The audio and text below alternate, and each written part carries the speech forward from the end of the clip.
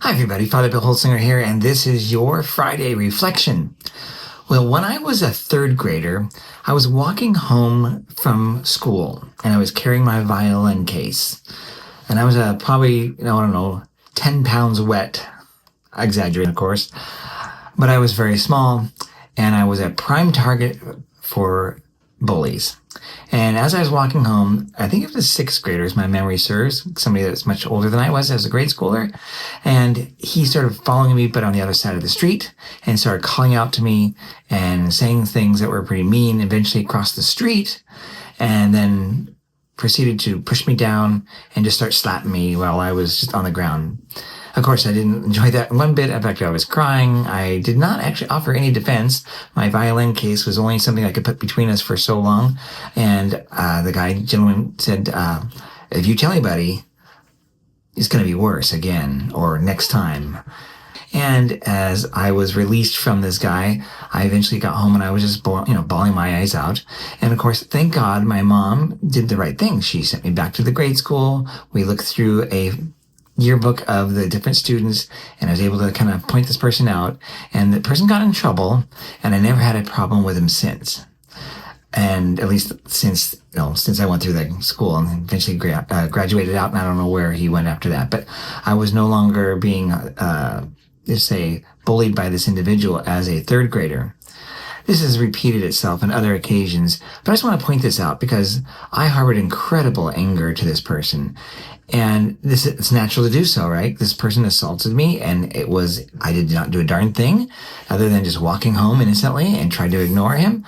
And he just wouldn't have it. He was looking for someone someone smaller than him and someone who he could pester and show his strength or whatever, his ego or whatever it might be. I had that opportunity and I took it. I hated him. He was my enemy, but I was also afraid of him. So I didn't really want to go back to school. I didn't want to make a big fuss because it could get bigger, because remember what he said. But again, like I said, that is not how it went down. And to this day, I have trust in systems because they've done me well, at least most of my life. I've been able to go to authorities and share an experience and get some justice. And then I read this text from the gospel that you will hear this weekend from Luke chapter 6. It starts with verse 27. It says, Jesus said to his disciples, "To you who hear, I say, love your enemies. Do good to those who hate you. Bless those who curse you and pray for those who mistreat you."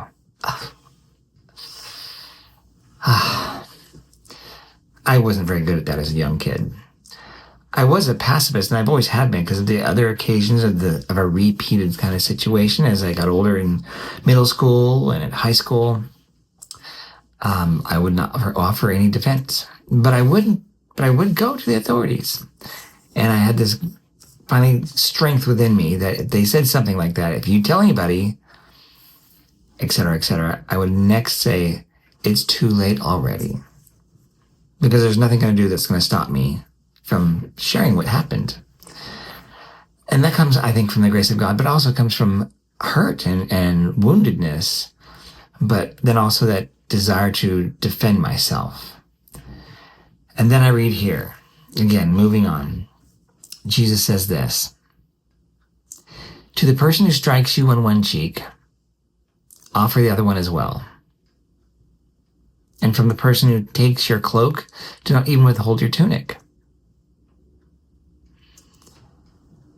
I didn't want to give away my violin, even though I wasn't very good at it, and I guess that would mean I wouldn't have to play anymore, but that is hard for a third grader. And as a 58-year-old person, that's me today, I find that still very difficult. To the person who strikes you on one cheek, typically someone will strike you this way if they're going to slap your face. A little simple reading that I've done regarding this text would say for someone to then slap you again, as I see this text, to the person who strikes you on one cheek, offer the other as well. So it means that I'm offering the other side. The only way to get to that other side is now to backhand the slap, which is even more humiliating. But I think there's something genius about this. Dr. Reverend Martin Luther King did something like this. When he marched into towns that were known for their incredible bigotry against black people, walking in with a group of people with him, priests, other ministers, lay people of all cultures, it would elicit the evil. And it would be caught on camera when the fire hoses would blow them away and knock them down. There's some genius here. And Dr. Reverend Martin Luther King Jr. used this very principle. In other words, knowing that there's an evil, instead of totally backing away, he would walk into it, but without violence on his side. Not necessarily being a pacifist in the sense of doing nothing, but a pacifist in the sense of walking into and making clear what the evil was, so all of us could see. I go, okay, well, I didn't have cameras when I was a young person, and in any of these instances, I'm very thankful that people believed me when I reported it, or reported these moments. And I want to tell you something. 2 weeks ago, I did a funeral. And at that funeral was some former teachers that I taught with. And in fact, some of the teachers when I was a student. One in particular was one of the administrators at the junior high school I was going to, or the middle school. And it was there that I also was assaulted. And I went to the administration. And it was this principal and his administration, I think he was the vice principal, but he was very much involved. Because when I talked to him at the funeral, I said, "Hi there, what's your name?" And he told me his name. I'm like, wait a second. I remember this name. I mean, it's been many years since junior high. I remember this name. And I said to him, "I know you. You don't remember me because I came in the middle of the year or near December as a student for 1 year at the junior high as a 9th grader. But when I was assaulted on the bus, I came to it was right when we got to the school, and everybody's getting up so it could be hidden. One guy grabbed me and held me back by the arms behind me, and the other one took a slug or so.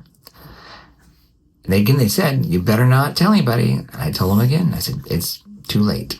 And I went right to the principal's office.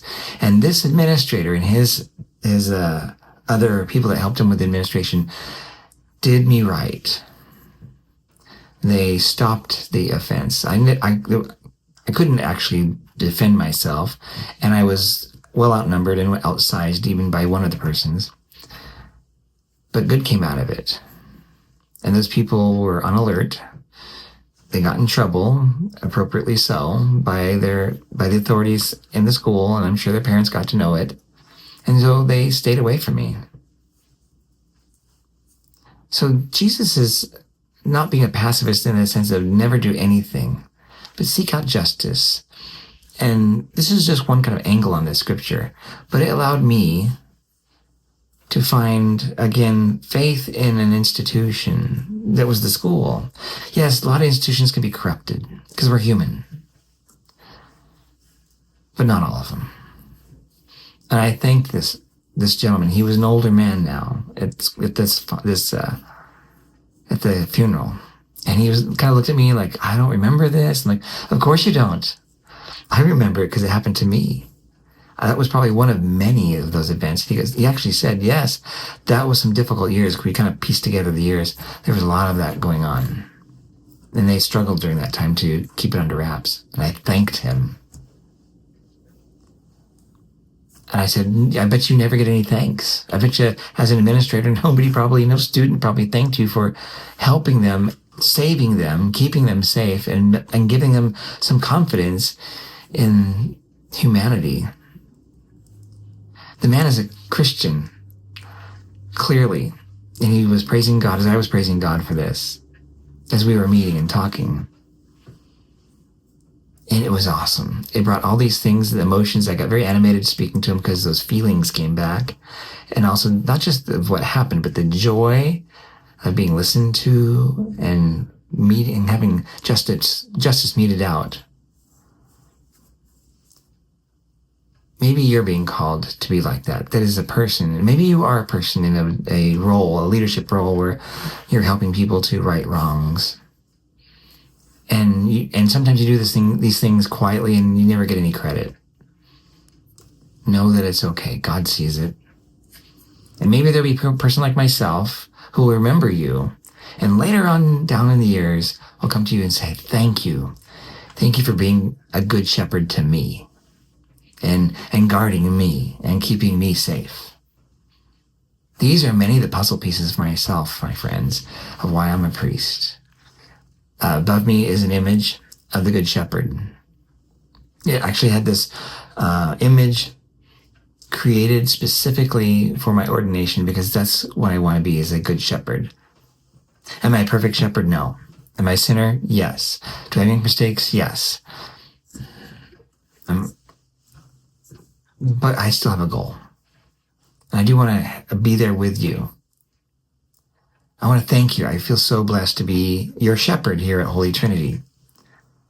And I ask that you pray for me, that you pray for Father Anthony and Deacon Brett and all our staff, because we all participate in the ministry of reconciliation and shepherding, so that you could know and grow and go out and share this good news and to be Christ for others. This week, I want to ask you also to pray for Pope Francis. He's ill, as you all know, probably. And we don't know the specifics. They say he's a little better at this recording, which is a Thursday, the 20th. But who knows? We'll see. Deacon Brett's going to be preaching this weekend. He's going to wrap up the 4-part series on Christology. And I hope you'll see you there. And I'd love to hear your stories. Do you have a time when someone or some injustice happened and you sought out some authority and they were able to help right that wrong or keep you safe from harm? I hope so. And I hope you're that kind of person. I'll see you this weekend. God bless. Bye-bye.